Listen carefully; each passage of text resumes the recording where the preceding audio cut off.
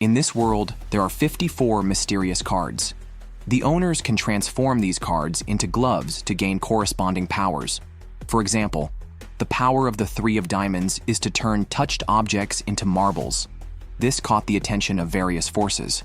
They were willing to sacrifice their lives to collect more cards. Due to high-level conflicts, the cards scattered across the world overnight. A few days later, a pickpocket named Finn was scouting targets on the streets. He quickly spotted several wealthy individuals. His skilled hands went unnoticed by the victims. However, when he returned home after completing his day's work, he heard bad news. The orphanage that raised him was facing bankruptcy. If it went bankrupt, the children would be homeless. Finn considered it his home and decided to solve the problem himself. But the items he stole were fakes. The dealer didn't even want to name a price and could tell the items were ill-gotten. As the dealer was about to leave, Finn prepared to sell his limited edition clothes. At that moment, the dealer noticed the card in Finn's pocket. If real, it could be worth millions. However, Finn refused to sell it. The dealer doubted the card's authenticity and threw Finn out. Finn had acquired the 2 of spades inadvertently. Although he didn't know how to use it, it always brought him luck. That day, Finn went to the casino to make a big score, but this time he miscalculated. His opponent only needed to clap his hands to win by a slight margin. This made Finn intensely curious about John, the man who kept defeating him, and he kept watching to figure out how he did it. Just then, John, who had just won all of Finn's money, hit the jackpot on a slot machine. His luck caught the attention of the casino staff, who invited him to the VIP room for a drink. Unaware of the danger approaching, John even pulled Finn along to join him. The so-called VIP room was just a dark warehouse. The casino boss suspected John of cheating and demanded to inspect his gloves. As the bodyguard approached him, John clapped his hands together again, causing the bodyguard to trip over his own shoelaces and fall out of a high window. The casino boss quickly ordered another subordinate to capture John. However, the redhead Bobby remained unmoved, pulling out a card and transforming it into a glove. It was then that the casino boss realized Bobby was not one of his men and demanded to see his work ID. Instead, Bobby grabbed the casino boss's arm, turning it instantly into marbles. Others reacted by drawing their guns on Bobby, but predictably, a bodyguard's entire head turned into marbles. Bobby then revealed that John's 10 of diamonds card, named Unlucky Poker, brought good luck and warded off bad luck.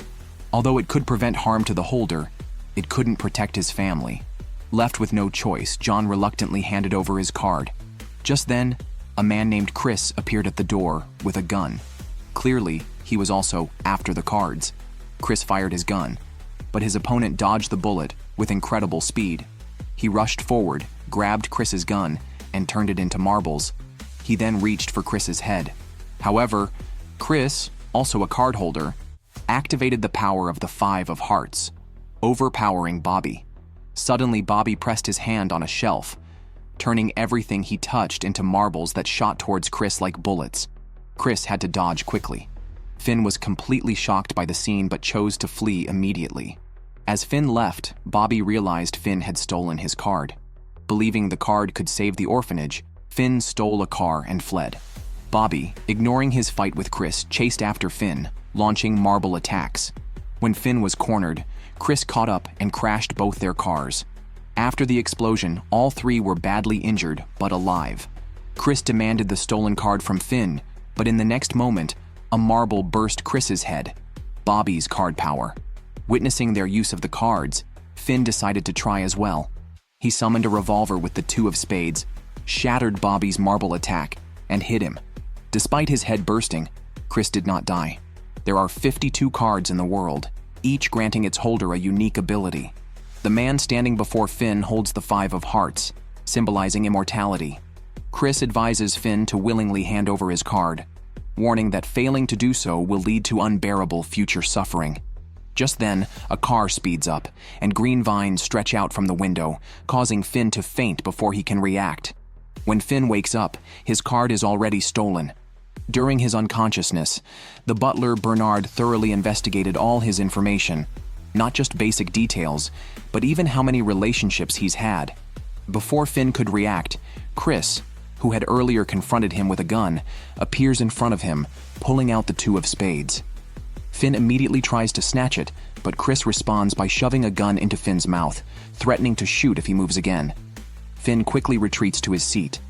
Bernard's aim is straightforward. He wants Finn to join their organization, Pinoc, and help locate the 52 scattered cards worldwide. Their leader is Julius, the king of the 4 nations. They were ordered by the king to recover the cards to prevent criminals from misusing their powers. They ostensibly run a dealership selling vintage luxury cars. Chris handles sales. The woman Wendy is in charge of security, and VJ, who is black, manages online sales. Bernard undoubtedly takes care of administrative tasks. What seems like a desk full of magazines actually conceals an array of weapons. However, Finn is not interested in their justice-driven cause. Bernard then uses both persuasion and pressure. For instance, the redhead Bobby, who used marbles last night, is from the notorious mafia Klondike family, whose influence even reaches into the government and police. They, too, are keen on recovering the cards. Finn's only chance of survival is to willingly hand over his card. Otherwise, they can easily find him. Bernard promises Finn a high salary if he joins them. After Finn agrees, Bernard returns his card and assigns Chris to supervise him. They then head to a suit shop to pick out a formal outfit. While choosing suits, Finn questions Chris about having seen him killed by a marble, only to see him alive again. Chris reveals that his 5 of Hearts card ability heals any physical damage by burning calories, necessitating a high-calorie diet daily.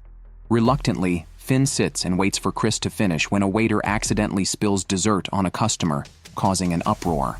Finn steps in to act as a peacemaker, but the customer is unreasonable and swings a punch at him. Chris intervenes just in time, and together they manage to defuse the situation for the waiter. Early the next morning, Chris personally picked up Finn for work. However, Finn discovered an earring and the scent of perfume in the car, clearly belonging to the young girl from the day before. Just then, they received a mission to intercept an armored vehicle. Chris instantly turned the car towards the target location, and the pursuing police cleared the way for them, unable to interfere with their mission. As Finn was still trying to understand the situation, Chris activated his card's power to become immortal. Seeing Chris change, Finn also pulled out his 2 of spades, turning it into a revolver. After catching up with the armored vehicle, Finn intended to shoot out the tires, but the vehicle's rear door suddenly opened and a man jumped onto their car roof. To Finn's surprise, it was the seemingly timid waiter from yesterday, who also possessed a card's power. Finn quickly fired his gun, but the bullets had no effect, as if hitting steel. Chris immediately braked hard, throwing the man off, but he was unharmed even after hitting a stone pillar. Meanwhile, Wendy easily took care of the armored vehicle. Undeterred, Finn charged at the man again, firing his revolver repeatedly, but he couldn't breach the man's defense, making Finn doubt his own abilities. As the man's counterattack became inevitable, luckily, Chris reappeared in time and forced the man back onto the car roof. This, however, completely enraged the man.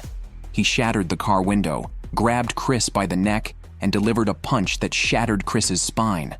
At that moment, the car plunged into the water. With the man's rock-solid ability, entering the water was akin to suicide. However, Chris was also trapped inside the car, unable to escape. At that moment, Finn's ability awakened again. He could easily see through the water surface and clearly view the situation underwater. He then pulled the trigger, shattering the car window next to Chris, allowing Chris to escape. Thus, Finn's first mission ended quite simply. However, within the team, Finn was considered a burden because his 2 of spades card ranked the lowest and his strength was the weakest. The boy pulled out a magical card. Whenever activated into a glove, the card holder gains special powers. The Diamond 7 card had an even more outrageous ability. It could convert money into anything as long as you had enough. With just $1 million, the boy created a rocket launcher out of thin air. Today, just as Finn had put on his custom suit, a kidnapping occurred right next to him. Finn immediately looked towards an electric car nearby. The kidnapper was in a worse situation, and the boy, who should have been panicked, seemed indifferent, showing no fear at all. This boy, named Leo, was the son of a wealthy man. At that moment, Finn drove the electric car and shot the kidnapper's tires, causing the car to lose control and crash by the roadside. By the time the kidnapper regained his senses, the boy was gone. Finn then pulled Leo into a restaurant. However, Leo did not thank Finn. Instead, he blamed him for meddling. The two argued nonstop. Fortunately, the kidnapper arrived in time. The kidnapper brothers had been running a small factory, but for some unknown reason, a major client, who was Leo's father, suddenly stopped cooperating. This dog-eat-dog situation was normal, where only the strong could thrive. The kidnapper brothers couldn't grasp such business maxims and immediately started a fight with Finn. Leo did not help at all. Luckily, the police arrived in time and took them all to the station for questioning. Due to Leo's strong background, he was quickly released, and the police chief was very aware of their identities as special ability holders, a status that could cost them their jobs and lives. Meanwhile, in another cell, the kidnapper brothers were also rescued. After this ordeal, the easygoing Finn quickly became friends with Leo and prepared to take the subway back with him. Just then, the recently escaped kidnapper brothers found them again. Their leader Nyx, also a special ability holder, excels in controlling flames with the Seven of Clubs. She forcibly broke the prison doors and set the police station on fire. With Nyx's power manifesting, the subway instantly turned into a sea of flames. To avoid civilian casualties, Finn and Leo had no choice but to surrender to her. However, such restraints were trivial for Finn. As the kidnapper brothers prepared to torture them for information, Finn no longer hid his strength. He transformed his card into a handgun, successfully restraining the kidnapper brothers. Yet the flame-controlling Nyx remained dominant, and Finn's bullets melted in her flames, proving to be one of the weakest abilities. Finn couldn't find any opportunity to retaliate, and under continuous attack, he quickly reached his limit. As Nyx was about to deliver the final blow, a car blocked her attack. The newcomer was Chris, who then threw a suitcase to Leo, which turned out to be filled with cash. Leo also stopped hiding his strength. He too was a member of the pinoc organization, but his ability was special. He could transform the cash in his hand into equivalent valuable weapons. Although it seemed somewhat frivolous for the wealthy, this ability was tailor-made. Under the power of money, everything, including special ability holders, must yield. Leo successfully secured the Seven of Clubs. What Finn and Chris did not expect was that Leo was actually the owner of a pinoc organization franchise, and also the son of the organization's president. This woman has spent her life practicing how to kill with a sword sheath, because once she draws her sword, everyone will pay the price. Even teammates held hostage by enemies desperately distance themselves from her, as she becomes utterly insane once her blade is drawn, transforming from a docile woman into a crazed killer who can easily dispatch criminals with a joke. She possesses the Ace of Spades, a demonic blade. Whenever she draws the sword, her mind is overtaken by love and peace, and she is controlled by her second persona, Love P, who loves to recklessly attack people indiscriminately, making her a terrifying murderer. The only way to stop her is to forcefully take the sword from her hands. Her name is Wendy, and she is a team member with Finn and Chris. However, she often arrives late to work due to frequent drinking, and her relationships with colleagues are just average. On this day, the organization received a new mission, but Wendy was ordered to stay put, which displeased her. At that moment, the front desk phone rang, but the call was filled with gunshots and screams. It turned out that a group of criminals was robbing a bank, and Chris was taken as a hostage. Although he easily took down one criminal, he was shot by another while protecting fleeing hostages. The criminals also took a hostage to escape, but this was all part of Chris's plan to gather intelligence for the operation. Despite knowing the organization fears her power, Wendy insisted on going too, unwilling to rely on anyone else. Meanwhile, Chris successfully caught up with the criminals' vehicle and forced it into a blocked street. Just when the criminals thought they had escaped trouble, countless vines suddenly appeared in front of them, blocking their path. This was the power of the Three of Clubs held by VJ. At the same time, Wendy blocked the criminals' escape route. Empowered by the card's power, Wendy quickly subdued the group of criminals. At that moment, Wendy discovered that the criminals looked just like hostages. Then, the real criminal took advantage of this confusion to ambush VJ. This man, a special agent and holder of the Four of Hearts, had the ability to create 4 autonomous clones. Although these were not a threat to Wendy, dealing with numerous clones was still troublesome. At that time, she drew her demonic blade that sealed powers, and a terrifying murderous intent swept through. Wendy seemed transformed. killing each enemy with a single strike. Finn, receiving news of the situation, was puzzled until Chris explained Wendy's ability. The Ace of Spades takes over the user's mind, turning them into a machine that revels in slaughter. Faced with this overwhelming power, the once arrogant man had no choice but to surrender. Just then, a huge safe fell from the sky and sealed Wendy inside. It turned out that Leo had used his ability to swap for the sturdiest safe. But in the next second, Wendy broke free and charged at Leo, destroying a helicopter with a single slash. What started as a battle against criminals evolved into internal strife. Wendy would not easily give up on her teammates, as they only called on her when needed, and then fearfully distanced themselves. As Wendy was about to strike, Chris arrived and redirected her target. Fortunately, Chris was prepared and had previously used his card to become immortal. Otherwise, he would surely have been killed by Wendy. This allowed Wendy to attack without restraint, but Chris also took the opportunity to control the demonic blade. By the time Wendy realized, Finn had already launched an attack. A series of bullets knocked the demonic blade away.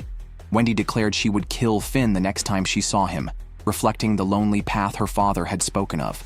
No matter how many friends Wendy had, drawing her sword meant facing solitude, a burden of her chosen role as a cardholder.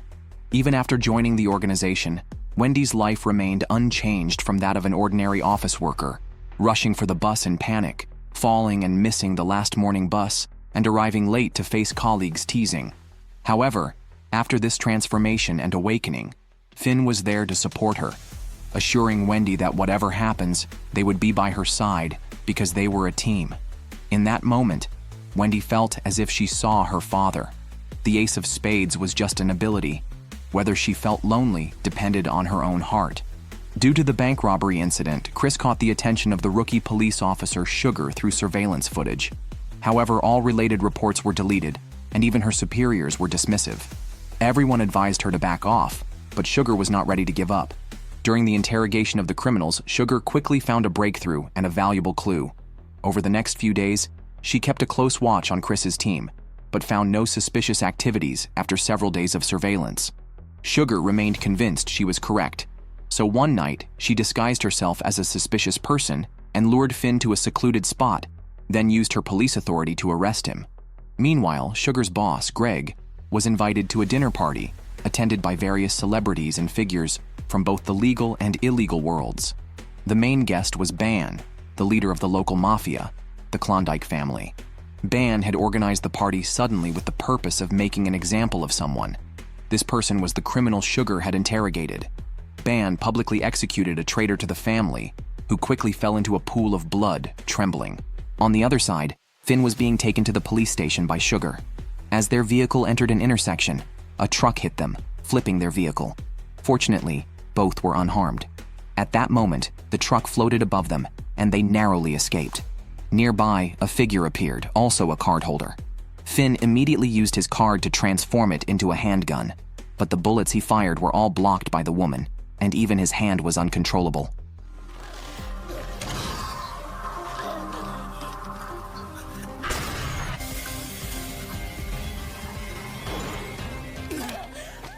In this world, there are 52 cards, each linked to a loyal knight with unique abilities. Collecting all the cards makes one the king of this world, possessing wealth and beauties. At an auction on a cruise ship, the 5 of Diamonds, symbolizing justice, was available. The Pinnacle organization, representing justice, could not miss this opportunity, even though their formidable opponents included Norman, a business rival with 2 card holders. Leo's team planned to swap the real card with a fake. However, an unexpected issue arose. Finn had been vomiting since boarding, leading Leo to worry about the mission's success, though the others were more optimistic.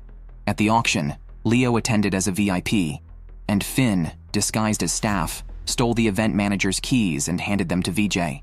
VJ then placed the keys in a wine glass for Wendy to collect. Back in her room, Wendy waited for the courier, accidentally spilled her wine as a ruse, and used her charm to lure the courier in to change clothes. During this, VJ stealthily extended vines into Wendy's room to steal the courier's ID. Pressed for time, Wendy delayed the courier with red wine. Once Chris took the keys from outside the room, VJ used the vines to pass the stolen ID to Chris. Disguised as the courier, Chris successfully entered the warehouse. As they accessed the elevator, an accomplice smoothly replaced the surveillance footage. They only needed to open the safe and swap the cards. Just then, the lights in the elevator flickered suddenly, and a black man appeared behind Chris. He was Blist, Norman's bodyguard, and also a card holder. Blist instantly destroyed the fake card Chris was holding. Chris quickly used his card's power, but Blist was already aware of their plan. Facing Chris's counterattack, Blist continuously shocked Chris with 1,000,000 volts. If not for Chris's immortality, he would have turned to ash. Meanwhile, Leo was anxiously contacting his teammates, but Wendy was already drunk with the courier. Left with no choice, Leo had to keep bidding against Norman. At the same time, the seasick Finn found Chris. Just as Finn's seasickness flared up again, Blist took the opportunity to capture Finn as leverage. However, Chris kicked the card display stand, using the impact to rescue Finn. As the stand headed towards the venue, Finn chased it down, pushing it into the venue at the last moment, but accidentally knocked Leo over. Just as Leo was about to continue bidding, Finn vomited on him, causing Leo to miss his bid and allowing Norman to successfully win the card. However, surprises weren't over yet. A card holder from the Klondike family appeared, using their power to hijack the card, proving to be the strongest among those recently revealed. Compared to Norman, who had the card stolen from him, Leo's side seemed relaxed. This auction was never part of their original plan. This woman is deranged. To keep her beloved man by her side forever, she used her special ability to glue his hand to hers, a power derived from a mysterious card. As card retrievers, Finn and Chris targeted the woman. Chris was to distract her while Finn attempted the theft.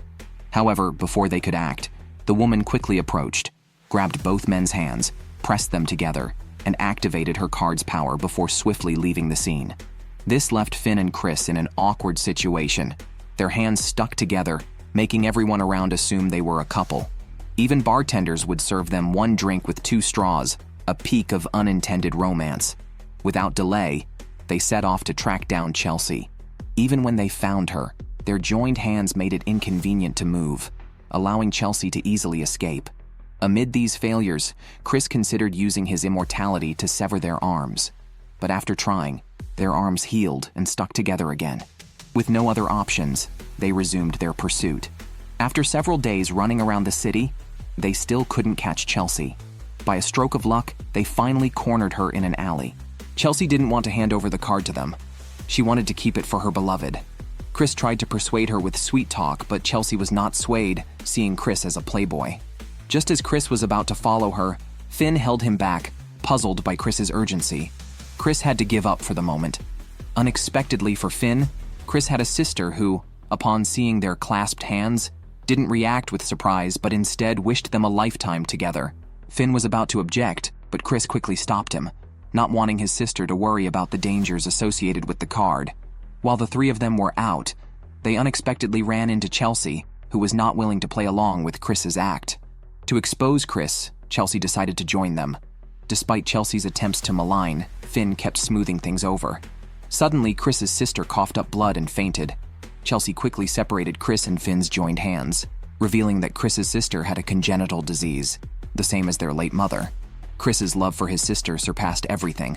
To prevent Chris from causing trouble in the hospital, Chelsea used her card to glue Chris's hand to hers until his sister's condition stabilized.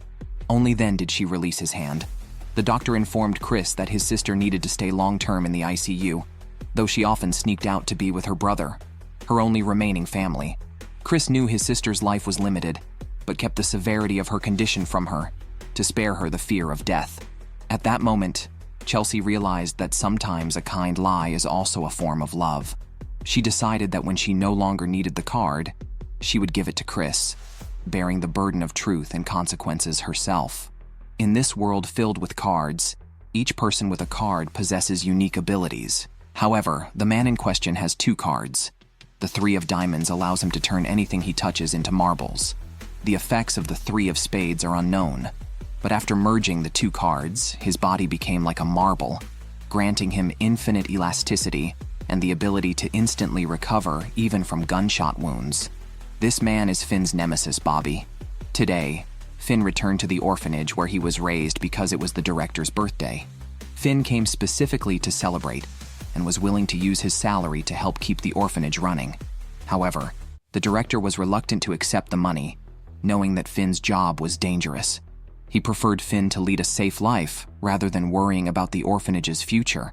While Finn was celebrating with the orphanage director, an unwelcome visitor arrived, Bobby from the Klondike family. Bobby immediately tried to turn the director's hand into marble. Finn transformed his card into a gun and demanded to know Bobby's intentions. Bobby responded by shooting marbles at Finn, who fired back immediately. The director quickly directed the children to evacuate. Bobby's purpose was straightforward: to kill Finn and take his card. His previous mission had failed, resulting in the loss of a stolen card and injuries inflicted by Finn, which weakened his position within his family. Therefore, he was determined to settle scores with Finn here and vowed never to lose again to Finn's weakest card, the two of spades. Then Bobby planned to burn down the orphanage that Finn cherished. An angry Finn knocked Bobby down but failed to inflict any serious damage. Watching the flames grow, Finn was reminded of a past memory. At that moment, Finn spotted a child in the hallway. He risked being attacked to lead the child to safety but was blocked by Bobby. They exchanged fire, but neither was injured. With thick smoke filling the air, Finn had no choice but to take the child to the rooftop. Bobby followed them there. Fortunately, other children downstairs used bed sheets to create a cushion, allowing the child to jump safely from the roof. With no more concerns, Finn faced Bobby's relentless attacks. He fearlessly closed the distance and punched Bobby, sending him flying. But as the smoke cleared, Bobby was holding two cards. With a flash of light, he merged the cards together, healing his wounds and revealing a tattoo on his face. Then, he extended his arm and sent Finn flying with a powerful blow, becoming even more arrogant. Finn shot back, but the impacted arm turned into a mass of marbles. In a panic, Finn was caught by Bobby. Finn fired at Bobby's head, but Bobby instantly recovered. It turned out that Bobby had set the fire because he had investigated everything about Finn. Finn's parents had not died in an accident, but were murdered in a fire. And now Finn was facing the same fate. As Finn recalled these buried memories, a missile suddenly struck Bobby's body from afar. The incident ended with the explosion. Miraculously surviving, Finn also remembered everything. His parents had not died in a traffic accident, but were killed by a dark night in a fire. In this world, playing cards possess unique abilities. The Five of Clubs grants the power to manipulate rocks, and the Ace of Diamonds controls all things. Luckily, Chris's card is extremely powerful. It can heal wounds and even resurrect the dead. Recently, the city center was attacked, causing numerous civilian casualties. The organization believed the attack was linked to a card holder, so they sent a card squad to assist the police with their investigation. Chris suspected the attack was a diversion to distract from the real target, an assassination attempt on a prince attending an event. Sure enough, a strange woman appeared beside the prince and used her powers to kill everyone in the car. By the time Chris arrived, only 2 suspects remained, but they managed to escape.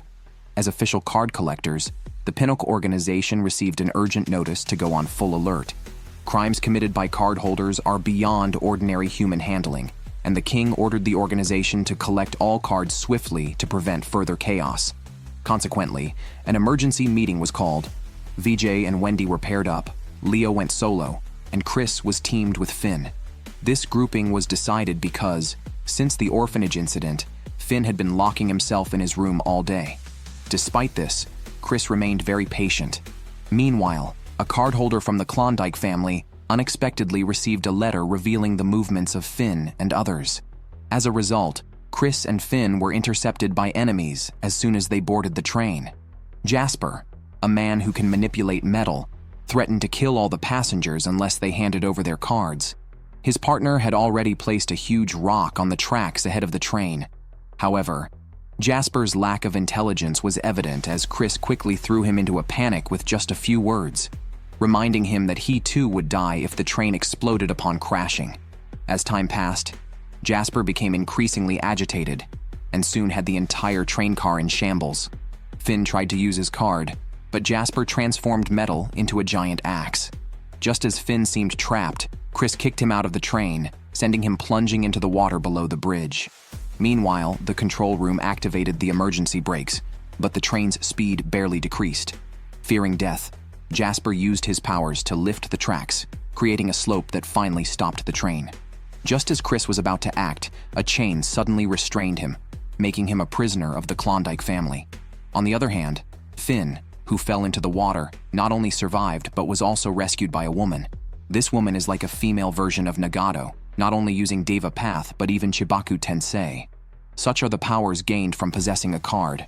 Finn and Chris are responsible for retrieving such cards. However, after boarding the train, they were attacked by card holders from the hostile Klondike family. Finn fell into a river, and Chris was taken prisoner. When Finn awoke, he found himself before a woman, Aya, who was his target for this mission. Unfortunately, Finn's card had already been taken by her. Aya meant no harm, as she was once a member of the same organization. She joined as a beautiful young girl and enjoyed playing the hero, righting wrongs with the Jack of Clubs. Her effectiveness ended when her first teammate was sacrificed. The organization, devoid of compassion, immediately sent Aya on another mission. Collecting cards was their only concern. Aya did not resist, but this became the catalyst for her departure from the organization. The breaking point for Aya came soon after, due to an incident sparked by a retaliatory attack. Tyler's child, another teammate, was targeted. The only way to save the child was to use the card's power, but the organization strictly prohibited personal use of cards. Tyler knelt, pleading for an exception, but the leadership told him to face reality and ordered Aya to retrieve Tyler's card. Disillusioned once again by the organization's ruthlessness, Aya watched as the leader drew a gun to kill Tyler's child. At that moment, the leader was suddenly pinned against the wall, and Aya urged Tyler to act quickly. Thus, the child was saved, but Tyler died from the strain of wielding 4 cards. After that, Aya left the organization and secluded herself in the mountains. The child saved was Chris, mysteriously linked to the organization all along. At this moment, Chris was enduring severe torture from Jasper, who was demanding the 5 of Hearts. Suddenly, Chris headbutted Jasper. Meanwhile, Aya voluntarily gave her card to Finn, curious to see what he would do under similar circumstances, knowing that he joined the organization to earn money to save the orphanage. Just then, the ground shook violently as a card holder from the Klondike family, Alexander, located them. He instantly raised a mass of broken rocks, knocking Finn away. Finn quickly returned the card to Aya, whose powers proved far superior. Before Alexander's attack could hit, Aya used Deva Path to save Finn. She then moved behind Alexander and used Deva Path again to smash rocks into him. Following Deva Path, she unleashed Chibaku Tensei, attracting everything nearby onto Alexander. However, Alexander, like Kurama, forcefully escaped the confines of Chibaku Tensei. He stomped the ground, trapping Finn with stone pillars and causing the ground under Aya to collapse as she was about to attack, making her fall into a pit. Just then, a car sped towards them. Alexander flipped the entire ground again, but Chris kicked him away. Chris's indestructible nature allowed him to manipulate the situation freely, yet Finn noticed that this time, Chris did not use his powers to heal his injuries. Instead, he took Alexander's card and, shockingly, pointed a gun at Finn the next second.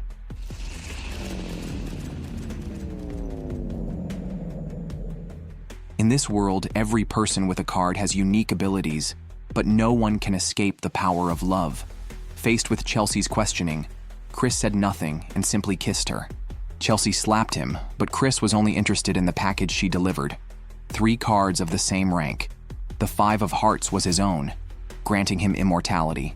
The 5 of Spades was from a card holder he encountered by chance, and the 5 of Diamonds was swapped at an auction, which was the card previously stolen by the Klondike family. In fact, he had already switched it. The mishap during the operation was intentional. Chris had leaked information to the Klondike family's card holder to snatch the 5 of Clubs from Alexander. This way, he could activate the power of 4 identical cards like his father. Just then, Chris was suddenly surrounded by police. He quickly ran to cover.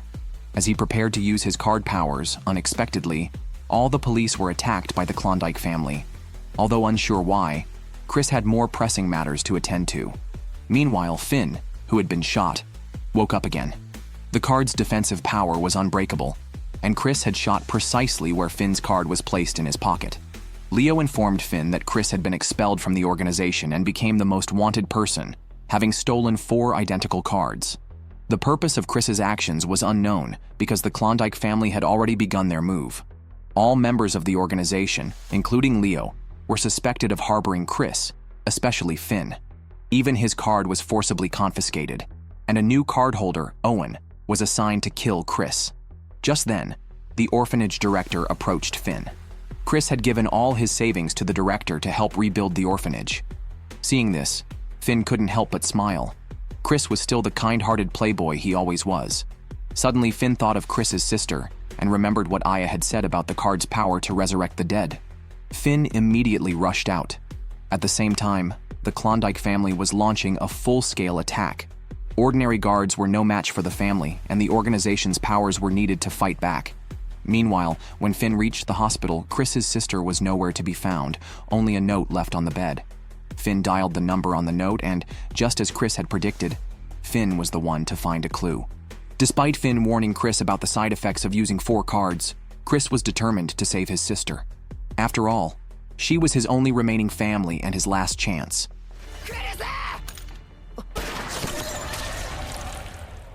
This is the most exhilarating ending in the anime. The weakest card holder breaks the seal, pushing the card's capabilities to their limit and hitting a target miles away with precision.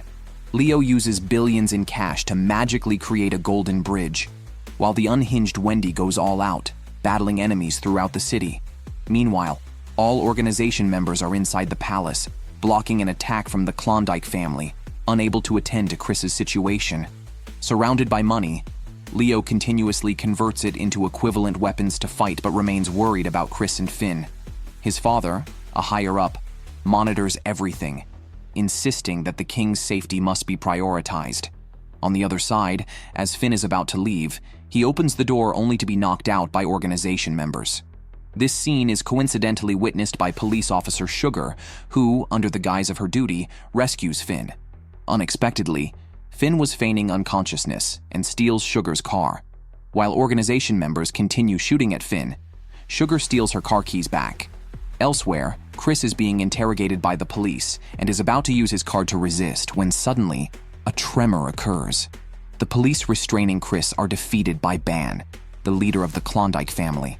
His motive is simple. He does not want cards to become the exclusive property of a tyrant. Without time to ponder Ban's intentions, Chris is solely focused on reviving his sister. Finn quickly deduces Chris's likely destination, their previously visited Ferris wheel.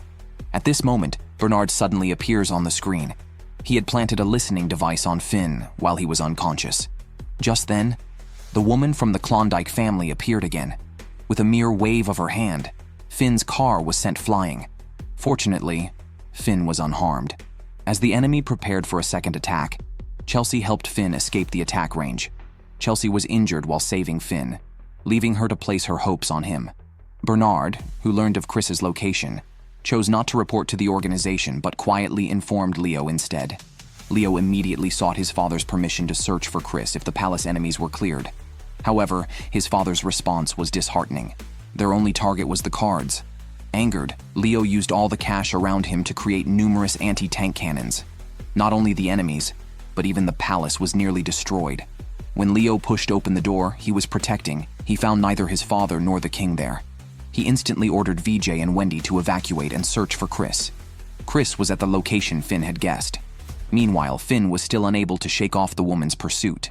Wendy, who had arrived, blocked the attack and had already drawn her demonic blade. A car stopped in front of Finn. It was Bernard. Perhaps only the frenzied Wendy had a chance to fight this enemy. The battle between the two women was devastating.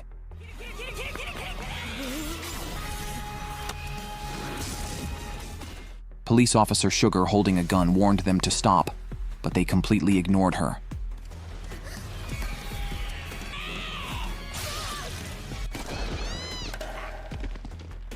Suddenly, a dazzling light emanated from the Ferris wheel.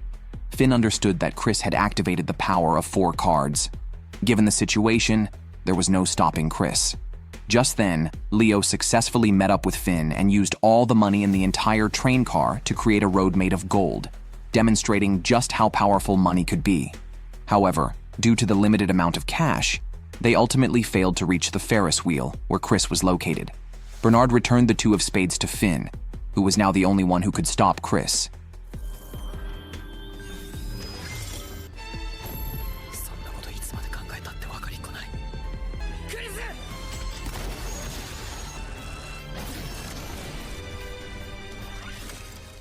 Finn successfully rescued Chris, but in doing so, he broke the prohibition of using 4 cards.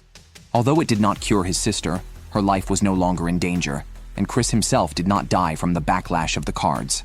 The Klondike family returned to silence. As for handling Chris, the organization expelled both Finn and Chris. However, during Chris's hospital stay, Finn was the first to return to the organization, and Chris became Finn's subordinate. In this world where card abilities determine everything, the seemingly weakest card, the 2 of spades with the lowest value, is actually the most coveted item among collectors. Finn's family was massacred for guarding this card, and today, Finn encounters the enemy who killed his family 10 years ago.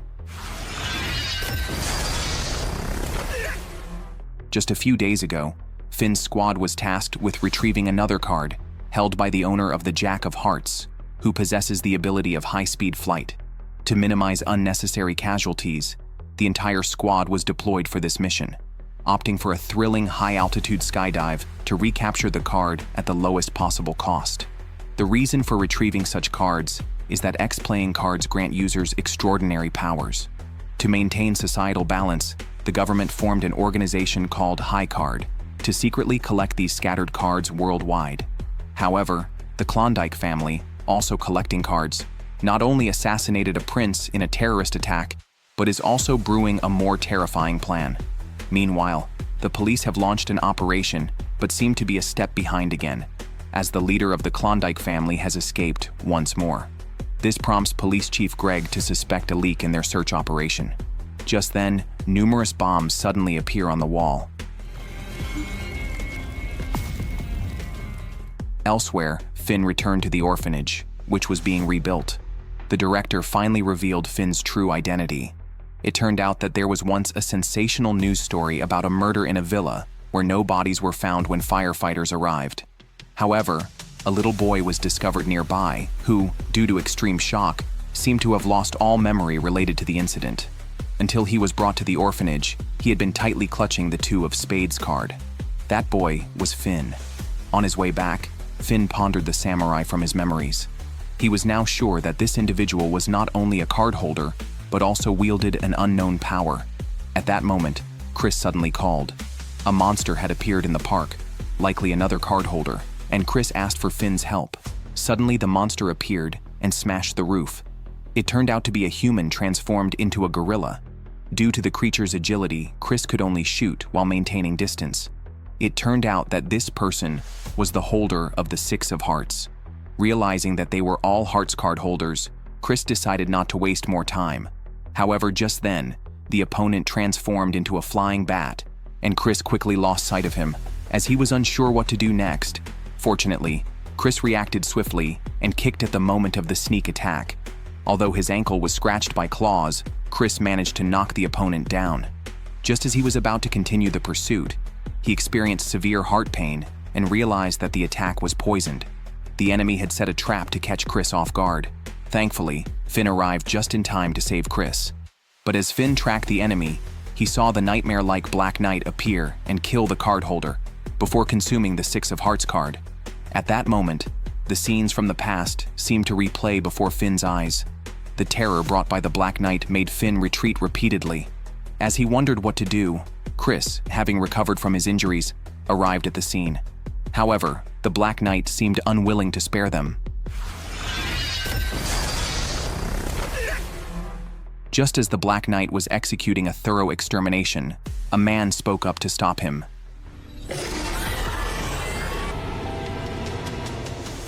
Finn, having narrowly escaped danger, received another mission to retrieve a card.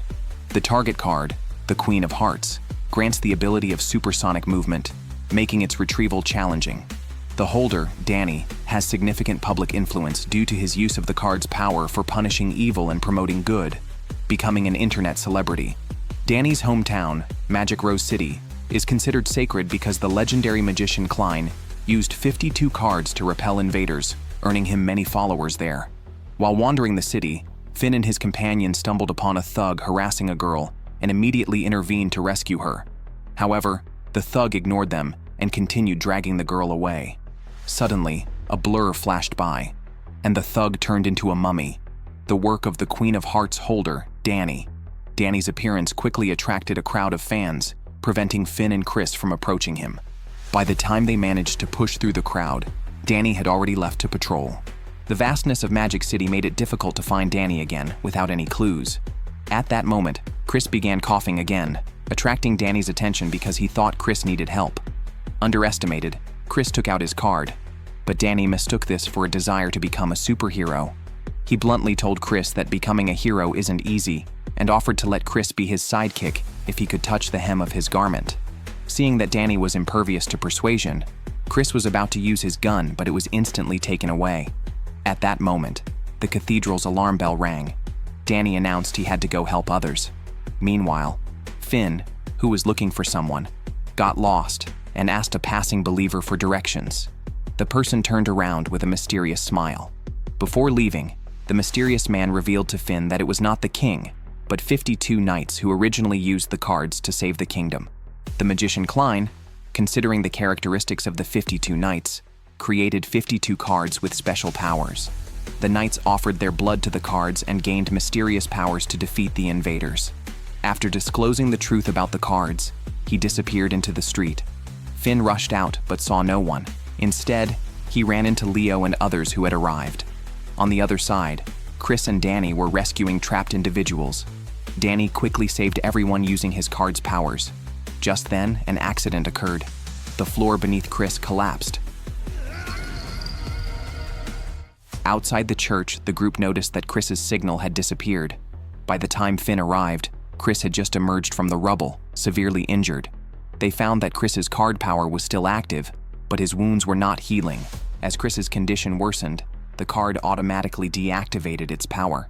With Chris's life in danger without his card's power, Finn had to ask for Danny's help. Despite this, they decided to proceed with the retrieval of the card Danny held. With a mere swipe of his claws, the man could destroy the surrounding buildings. Even more astonishingly, he remained calm and took the elevator even as explosions and collapses occurred around him. Finn wanted to pursue but found the elevator was already out of service. It turned out the man possessed a card that could control sound. Anyone who heard the sound of his claws would fall into an illusion, an ability comparable to a sonic version of the Sharingan. That day, Chris called Finn to the hospital. He repeatedly apologized to Finn and handed over his 5 of Hearts card, knowing he could no longer be Finn's partner. Chris had used his card's power to share his sister's illness, which caused all his previous injuries to remain. Moreover, Chris had contracted the same disease as his sister. Given that Chris had violated regulations by using his card power for personal matters, he could no longer perform his card retrieval duties. Consequently, headquarters, led by Theodore, decided to dismiss Chris as a warning to other employees to refrain from using cards for personal reasons. Leo, feeling helpless about the situation, could only respect the decision made by headquarters. However, as Chris's good friend, Finn was unwilling to lose him. As he rushed to headquarters to plead with Theodore, a man in purple clothing approached the front desk. He introduced himself as Zenon, and then swiped his claws on the desk, causing explosions all around. The lobby was thrown into chaos as Zenon calmly walked towards the elevator. Finn immediately used his card power and chased after Zenon, but was a step too slow. When Finn tried to press another elevator button, it didn't respond, so he had to chase Zenon up the stairs. Finn's teammates, upon receiving news of the attack on headquarters, also quickly set out to help. The 3 people on the top floor, after hearing of the attack, started to ensure Theodore's safe evacuation. However, they encountered Zenon around a corner, and the floor began to collapse. After the collapse, Theodore approached his secretary to check if he was unharmed, and explained Zenon's ability to create illusions with sound. He then helped the secretary up, asking him to temporarily hand over his card for safekeeping, stating it was the safest course of action given the urgent situation. The secretary complied with Theodore's arrangement and activated the Eight of Diamonds ability, which can connect any door to any other door across the country. This ability made it impossible for anyone to steal the card from the kingdom. After the secretary led Theodore to the room where the cards were stored, Theodore suddenly transformed into Zenon. By the time Finn reached the top floor, he saw the level exploding with fire. He found Leo lying motionless on the ground, but from Leo's perspective, he was pinned under rocks. Neither understood the other's situation until Vijay arrived and instantly recognized the opponent's ability. Vijay threw 2 seeds, summoning plants that freed Finn and Leo from the illusion. Just as Vijay was about to inform Wendy of the enemy's ability, Wendy had already arrived at the scene. Zenon then activated his power, disrupting Wendy's communication. Wendy decisively chose to pursue Zenon. Using his ability, Zenon made Wendy see visions of her teammates all dead. Enraged, Wendy drew her sword and activated the Ace of Spades power. As Zenon thought he could control Wendy with this, she charged at him instead. Zenon activated his power again, but Wendy, undeterred, continued her attack, making Zenon realize he had provoked a formidable foe. Despite his powers, Zenon couldn't escape Wendy's wrath and fled to the rooftop, only to find Finn and his team already waiting there. Wendy, arriving shortly after, was unusually excited to see her teammates. Just as Zenon thought he could escape by helicopter, Wendy slashed at it, causing it to lose control and crash. The explosion's aftermath blew Zenon away, forcing him to use his claws to buffer his fall. While Finn and his team wanted to continue pursuing Zenon, Wendy relentlessly attacked, intent on turning them into sashimi. At this critical moment, the butler Bernard unexpectedly arrived on the rooftop. He is the holder of the 9 of Spades and summoned a black shield with his card, easily blocking Wendy's attacks. With a single strike, Bernard subdued Wendy. The powerful Wendy couldn't withstand even one of Bernard's moves, revealing his hidden strength. The Joker card's ability of the X playing cards has finally been revealed. It can sever the connection between the card and its player, and even directly seal a card, rendering it inactive. Theodore, too, turned out to be a card holder, with the ability to see through everything, even detecting invisible enemies with his piercing eyes. More than a month has passed since the headquarters was attacked, but the footage of the incident continues to circulate widely. Although the official explanation cited the helicopter crash, it has not quelled public speculation. Thus, the task of collecting cards has been indefinitely suspended. Since then, Theodore has disappeared, and the other members have gone their separate ways. After his escape, Zenon has prepared everything and is now ready to conclude his plans. Meanwhile, Finn has come alone to the stronghold, where only Bernard remains. The other members are on standby at their homes. At that moment, Norman and his subordinates arrived. It turns out that he and Theodore had known each other since childhood, and Norman had unilaterally considered Theodore a rival, though Theodore always ignored him. Their relationship changed with the arrival of Ban, the current leader of the Klondike family. During a card retrieval mission, Theodore attended a party hosted by Ban's father. Although they were in the same major at university, Theodore wouldn't have known Ban if he hadn't initiated a conversation, as Theodore tends to ignore things he finds uninteresting. Just as they started talking, gunshots suddenly rang out, and Theodore immediately rushed to the scene. The robbers were sent by a rival to create trouble. Theodore was there not only to retrieve cards, but also to stop them. The young Greg also arrived, but they couldn't see the robbers. The robbers' card, the 7 of Hearts, allowed them to turn invisible by refracting light. Unfortunately for them, they encountered Theodore, who could see everything. Together with young Greg, they exposed the robber, who then took hostages to save himself. That's when Ban entered.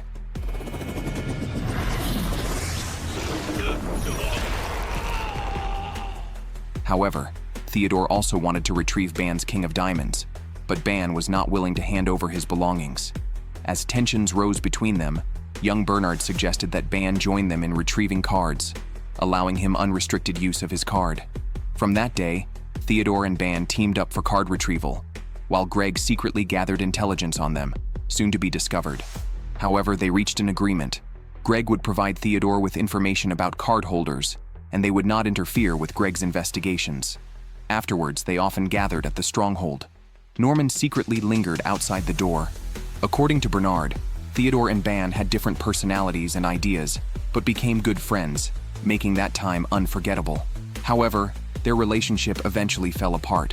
What exactly happened between Theodore and Ban remains unknown even to Bernard. Greg avoids topics related to cards because he was forced to sign a non-disclosure agreement one day. Feeling unable to confront them, Greg stays out of card-related matters. However, after the recent explosion attack, he feels it's time to pass his secrets to the younger generation, and the truth-seeking policewoman, Sugar, is his best choice. On the other side, Theodore has been kidnapped due to Zenon's attack. It turns out that Ban already knew about the Joker card's ability and that the king plans to completely seal the cards during the coronation ceremony. Ban's plan is to destroy the Joker card, ushering in a world where cards can be used freely. Ban mentions that he once helped Chris, not for any reason other than admiring Chris's courage to use the cards regardless of the consequences. However, he criticizes the foolish rules that stopped Chris, just as they had once stopped him. This card is lethal in an invisible way. It works like poison. Simply chat with the target every day, and by the 13th day, its ability automatically triggers, causing the target to die unknowingly. This time, the man's target is Leo. Due to the impact of the headquarters explosion, all activities related to the cards have been suspended. Even Leo's father is missing, leaving Leo idle every day. Although people around him show concern, he believes their kindness is feigned, valued only for his status as a family heir. However, one person is an exception. Francis approached Leo not for his status, but because he felt that Leo was as lonely as he was. While teaching Leo photography and trying to cheer him up, Leo did not become happier. Instead, his health deteriorated. No issues were found during a medical check, and the doctor advised Leo to rest more. However, Leo's condition never improved, and he eventually fainted outdoors. This time, the doctor issued a critical illness notice, advising Leo to inform his parents, but he didn't even know where his father was. Before leaving, a classmate warned Leo to be cautious of Francis, who had been inquiring about Leo's affairs, suggesting he might be responsible. That night, when Francis approached, Leo confronted him fiercely, pushing him to the ground before leaving. Leo went to a bench outside the school, and as he lay dying, the doctor approached, confirming Leo was on the brink of death. The doctor then revealed the truth. He was the card holder sent by the Klondike family, with the ability to weaken the target's physical and mental health through daily conversations, leading to death on the 13th day. Fortunately, in the nick of time, VJ arrived and used his ability to severely injure the doctor, deactivating the doctor's card and saving Leo. This is not just an ordinary playing card. Whenever its ability is activated and it turns into gloves, its holder gains special superpowers. The woman's card, the Ace of Spades, is even more extraordinary. Although it can transform into a magical demon blade, it must never be drawn from its sheath. The demon blade causes the user's temperament to change drastically. The woman's name is Wendy.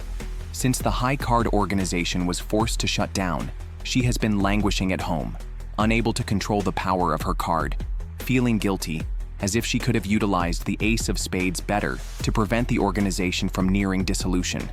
At this moment, Chelsea suddenly shows up asking for Wendy's help to get a girl out of town using the organization's credentials. Although Wendy does not explicitly refuse, she realizes that the girl is also a card holder. It turns out that Chelsea encountered this girl the previous night as she was closing up, and due to her special status, she now seeks Wendy's assistance. Hearing this, Wendy agrees, but only hands over her car keys, not planning to accompany them. Seeing Wendy's dejected demeanor, Chelsea understands she is still blaming herself. So, she forcibly pulls Wendy into the car for an impromptu road trip. However, they barely reach the intersection when they encounter police officers on duty, who notice the girl in the back seat. Just as the police are about to arrest them, Chelsea steps forward and uses her ability to stick the officers together, allowing Wendy to drive away. Though the immediate crisis is averted, while looking for a place to eat, they notice the girl seems to be hiding something. Before Wendy can ask for clarification, they hear the sound of glass breaking. The girl had accidentally shattered a glass, causing a drunk man to lose his temper at her. Chelsea immediately steps in front of the girl and, to correct the man's behavior, lets Wendy handle him. Meanwhile, members of the Klondike family infiltrated the palace, targeting a deep door within it. They plan to use the power of their cards to destroy the site, but police ambush them in time. having been tipped off by Greg, who had guessed their plan and hidden there from the start. However, when Greg lifted the man's hat, to his surprise, the man transformed into a woman. Elsewhere, in a hotel, a girl was too frightened by nightmares to sleep, and Wendy had noticed her every move. To understand what the girl was hiding, Wendy followed her outside and showed her own card. Confronted with the ace of spades, the girl's curiosity was piqued. Wendy then revealed everything about the card and how it had chosen her. Hearing this, the girl disclosed her own secret. She was fleeing because her card had killed her father.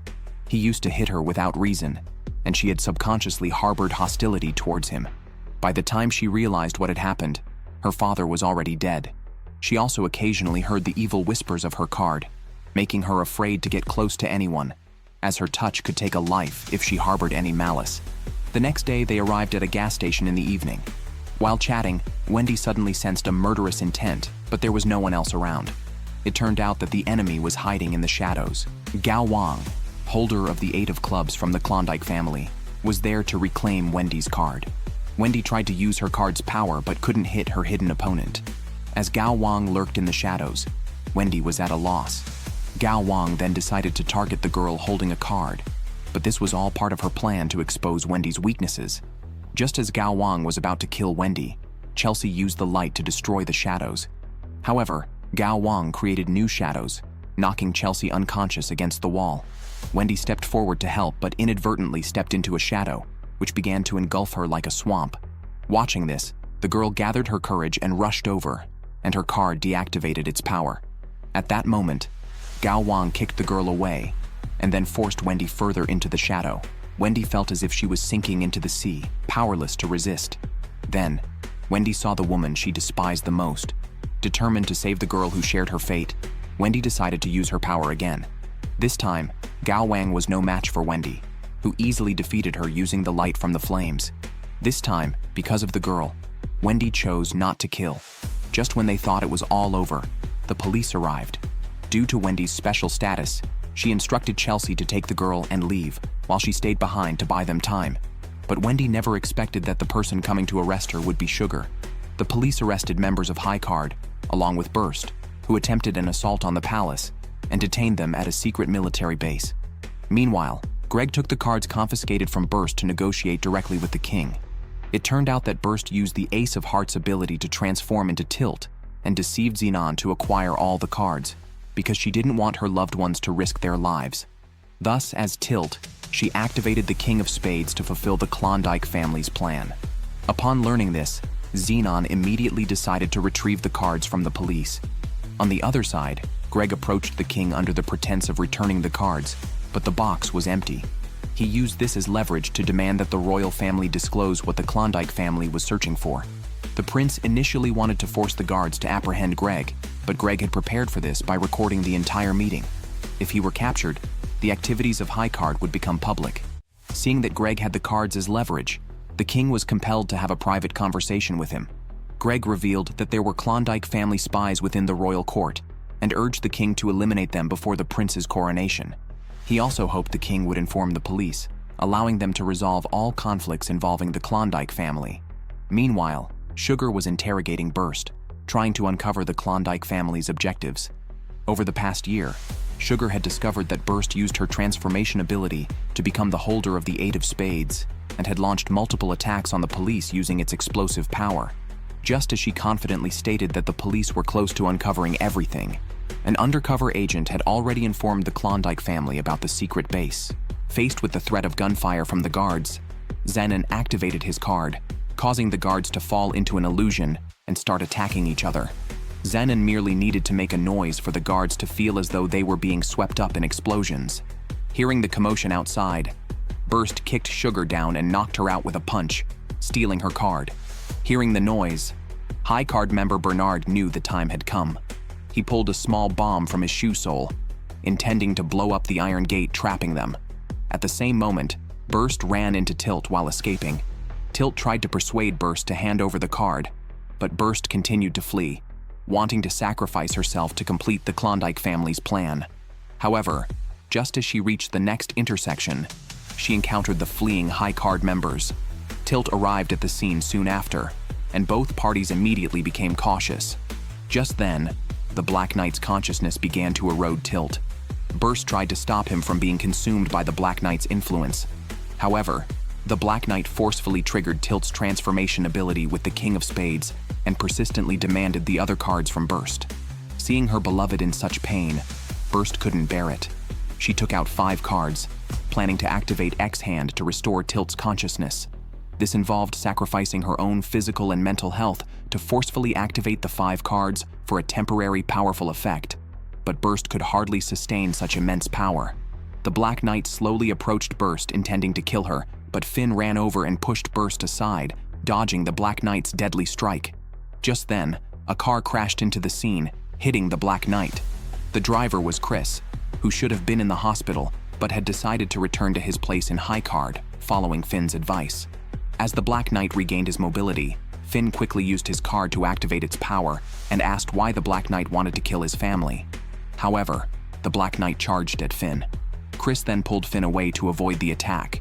Seeing this, the Black Knight went berserk and sent a blast of sword energy that knocked the High Card members away. Chris took the card from Finn, and the Black Knight immediately targeted him. Despite dodging the Black Knight's attacks, the injuries Chris sustained did not heal. The group realized that Chris's card wasn't fully functional yet, and without their own cards, they couldn't assist Chris. Nevertheless, Chris didn't give up and pulled out a knife to fight back, but was quickly grabbed by the throat by the Black Knight. At this critical moment, time suddenly stopped, and the mysterious person who had spoken with Finn before reappeared. Finn never imagined that his Spades 2 was the weakest card, while the strongest was the Black Knight of the King of Spades, capable of absorbing other cards to gain immense power. Just as Chris was in mortal danger, a mysterious person stopped time. It turned out he was Klein, the magician who created the cards. To end the endless struggle for the cards, he took Finn into the memories of the cards' origins. Klein chose a kind young man and materialized his power into 52 cards. Once the knights witnessed the power of these cards, they chose to join him. The Black Knight, originally the King of Spades, was the first holder. After successfully assembling 52 knights, they used their power to repel invaders. The young man then became the first king of this world. However, the Black Knight gradually harbored different ideas, believing that the kingdom should be ruled by these powerful knights. With the support of many knights, he initiated a coup and killed Klein. Klein's body was merely a vessel. His spirit was omnipresent. As the Black Knight was about to execute the king, a young knight chose to intervene. His fearless act of protecting the nation awakened the other deluded knights. Together, they subdued the Black Knight. The king pardoned the knight's crimes, except for the Black Knight. Even facing death, he was unrepentant. After his death, his soul completely took over the King of Spades. Therefore, the king permanently sealed this card away. As time passed, these special cards were passed down through generations. Eventually, Klein approached the king. Originally, it was the king's wish that allowed him to manifest. Now that his mission was completed, Klein hoped the king would personally end him. With Klein's disappearance, the cards would also vanish. However, the king did not want to lose the power of the cards. He decided that the royal family would manage them, using the cards where needed. Thus, the king transformed himself into the 53rd card, the Joker, housing his soul within it, to sever the connection between the cards and the players. Subsequently, the royal family established an organization to recover the cards, but the Black Knight's resentment did not subside over time. He eventually possessed the body of the then Prime Minister, causing the cards to scatter across the world and reappear among card holders. This time, the Black Knight evolved, gaining power by killing other players and absorbing their cards. The Black Knight then attempted to destroy the Joker card, but the conflict between them generated immense energy. The Prime Minister failed because he could not withstand the burden of the card. However, modern humans, with their stronger wills and robust bodies, have the capability to destroy the Joker card. Without the seal of the Joker card, more misfortune could be unleashed. Originally, the cards were created to bring happiness to all, but no one truly understood their purpose. Therefore, Klein asked Finn to kill him, so that the world would no longer suffer due to the cards. He chose Finn, the weakest and the holder of the 2 of spades, because he resembled the knight who first held that card. However, Finn did not comply with his wish, as the power of the cards had brought happiness to many, including the friendships Finn had formed because of them. Finn believed the misfortunes caused by the cards should not be Klein's burden to bear. Their organization, High Card, would save everyone. After Klein disappeared, Finn returned to reality and saved Chris in a critical moment. The Black Knight saw another figure in Finn. With Klein's help, Finn successfully rescued Chris, but during their escape, they encountered Zenon. Both already severely injured, they were quickly subdued by Zenon. Just then, the Black Knight pursued them, but Zenon did not expect to become a target himself. Tilt then suppressed the Black Knight's consciousness, but suddenly, the long-absent secretary, Owen, appeared. He used his power to trap Zenon in a labyrinth and then threw the weakened Tilt inside. While everyone was still shocked, Owen suddenly targeted Burst, acting as if he had lost his reason. As Owen was about to throw Burst into the labyrinth, Finn stopped him. Owen couldn't understand why. Did his actions to eliminate threats to the people become wrong? If it weren't for their desire to possess the cards, Theodore wouldn't have died. During their standoff, Leo and others finally arrived, but Owen was beyond reasoning, only seeking revenge for Theodore's death. As Owen threw Burst into the labyrinth, Chris jumped in after her, holding her in his arms. Vijay then used vines to pull them back up, and Wendy seized the moment to temporarily incapacitate the irrational Owen. With the scene shifting, everyone safely returned to their base. Leo planned to use Tilt as leverage to exchange for information about the Klondike family with Burst, which made Owen lose his sanity. He couldn't believe Leo would consider forgiving these scoundrels who had killed his father. However, Leo believed that the role of High Card was not just to recover cards, but also to eliminate the chaos they caused and save everyone who suffered because of the cards. Deep in the labyrinth, Zenon and Tilt woke up. Tilt was near breaking point. He didn't want to die there or fail at such a crucial time, especially after sacrificing so much to satisfy the desires of the King of Spades. However, Zenon suddenly laughed, revealing that he knew he couldn't escape alive, so he decided to give Tilt a special gift. As lost memories were awakened, Tilt remembered everything he had forgotten. It turned out Zenon's ability was not only to create illusions, but also to distort anyone's memories. Learning the truth, Tilt was shocked to realize he had been manipulated for so many years. At that moment, the consciousness of the Black Knight took over Tilt again. After killing Zenon, he broke out of Owen's labyrinth. Witnessing what unfolded, Burst finally spoke up. She not only explained everything to everyone, but also revealed the secret of the Joker card. While everyone thought she was lying, Finn shared his experiences with Klein. Although the group was reluctant to believe such an absurd story, Leo had a different attitude. He chose to believe Finn and deduced from the historical events Finn described that it might all be true. Meanwhile, Burst disclosed another piece of information. Leo's father was not actually dead. She was willing to betray her family if everyone helped rescue Tilt. Owen, however, did not believe Burst's words, as he had searched the entire country through the labyrinth and found no trace of Theodore.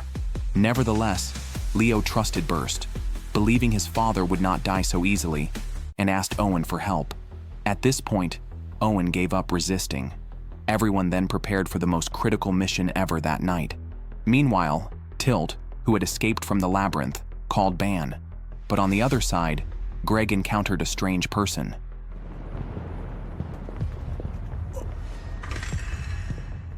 On the other side, the group successfully found the ruins where Ban was hiding. Although Leo planned to cautiously follow a path as a precaution, they did not realize that Ban had already detected their every move. The informant providing Ban with information was none other than the king's son, who, in his ambition to become the heir to the throne, had repeatedly leaked High Card's information to Ban. Meanwhile, Leo and two others had already sneaked into the ruins, only to find nothing but a broken chair. Owen noticed the chair was still warm, but before they could react, a black vortex suddenly appeared outside, burying them in the ruins.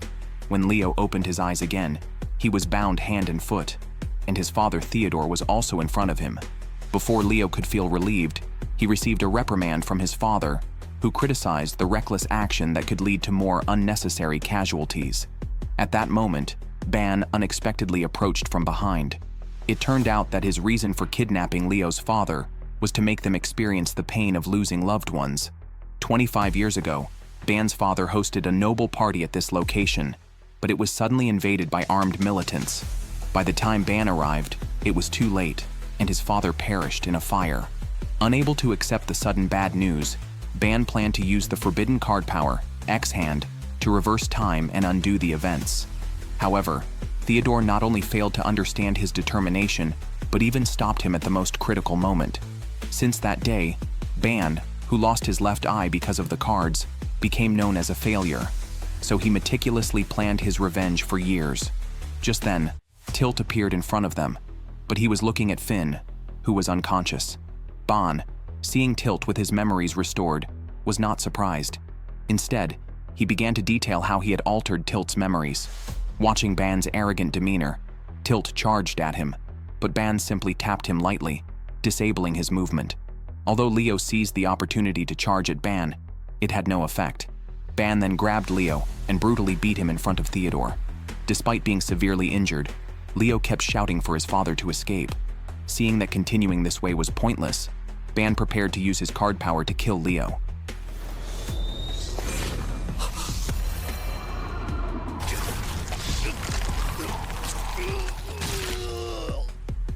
At this moment, Theodore was completely out of strength to resist.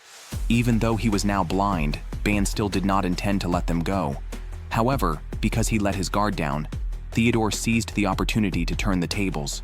At that moment, Theodore had completely transformed.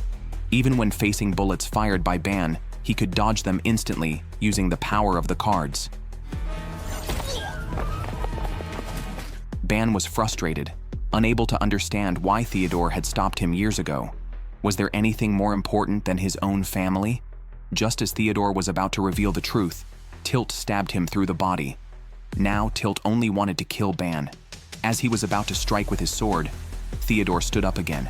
He not only stopped Tilt's rampage, but also saved Ban's life. Ban finally understood Theodore. He had always wanted to protect him. Seeing his close friend collapsed on the ground, Ban was determined not to let tragedy strike again. He picked up the card from the ground and activated it to reverse time without hesitation. Time returned to several hours earlier. Although they no longer remembered what had just happened, Theodore suddenly realized something. It must have been Ban who had saved his life. Seeing the smile on his friend's face as he died made Theodore understand the meaning of family. Just then, Tilt suddenly arrived. Seeing Ban, who was already dead, he kicked his face and then turned his gaze towards the unconscious Finn.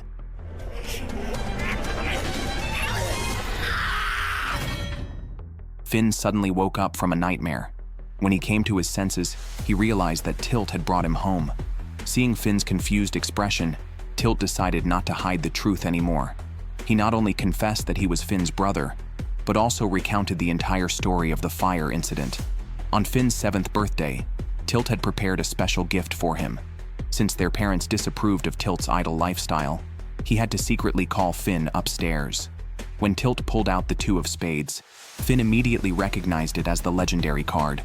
At the same time, Tilt also revealed his own King of Spades. Just as they were celebrating their possession of the cards, their father took Finn away. At that moment, 2 uninvited guests arrived at the door. To be cautious, Tilt hid Finn in a closet. However, when he went to the living room, he found his parents had been killed.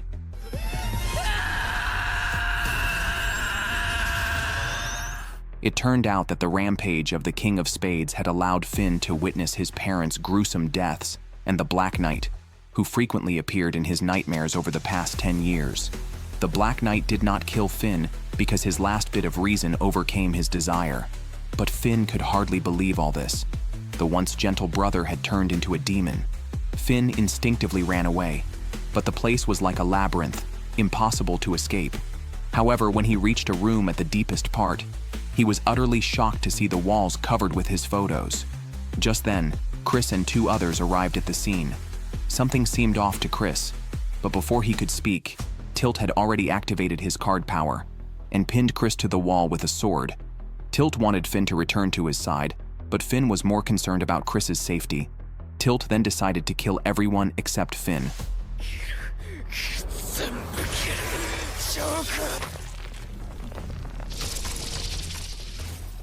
Burst wanted to use the X-Hand to save Tilt, but the Black Knight declared that the body now belonged to him. Since the Black Knight prioritized the Joker card as his main target, he temporarily spared them and left. At that moment, Chris's life was ticking away, his wounds were not healing, and even the card's power was deactivated. Finn could only watch helplessly as his best friend died in front of him. However, Burst stepped forward. She was willing to trade her own life to bring Chris back, as long as Finn could pull Tilt out of the abyss. She was content to die if it meant saving Chris.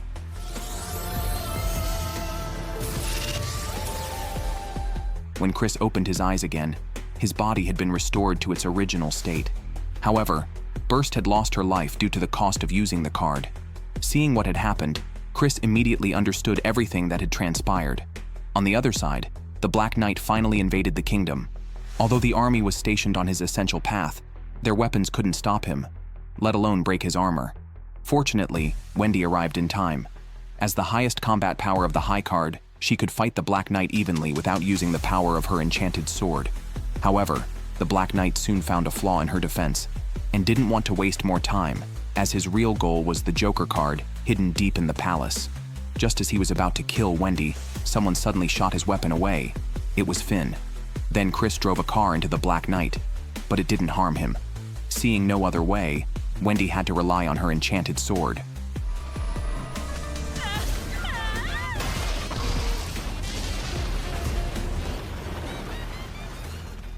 Meanwhile, Finn and Chris were driving towards the palace, discussing their plan. Since the Black Knight's consciousness had not fully taken over Tilt, Finn was reluctant to kill his brother unless absolutely necessary. On the other side, Wendy was gradually losing ground. No matter how she attacked, she couldn't injure the Black Knight, who wasn't seriously fighting her because his target had always been the Joker card in the palace.